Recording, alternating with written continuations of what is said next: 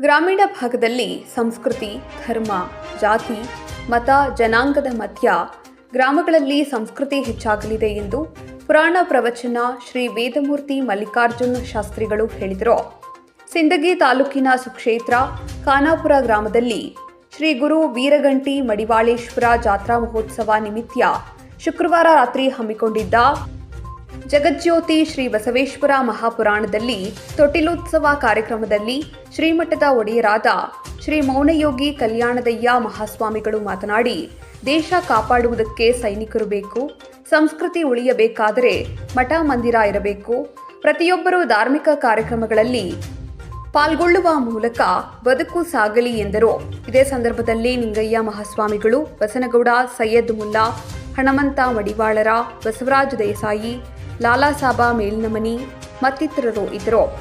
ಪುರಾಣ ಪ್ರವಚನ ವೇದಮೂರ್ತಿ ಮಲ್ಲಯ್ಯ ಶಾಸ್ತ್ರಿಗಳು, ಸಂಗೀತ ಗವಾಯಿ ಕಲ್ಯಾಣಿ ಗೋಲಗೇರಿ, ತಬಲಾ ಯಾಂತ್ರಿಕ ಶ್ರೀ ಬಸವರಾಜ್ ಹಿರೇಮಠ ಪಾಲ್ಗೊಂಡಿದ್ದರು. ವರದಿ ಕಾದರ ಭಾಷಾ ಮೇಲಿನಮನಿ.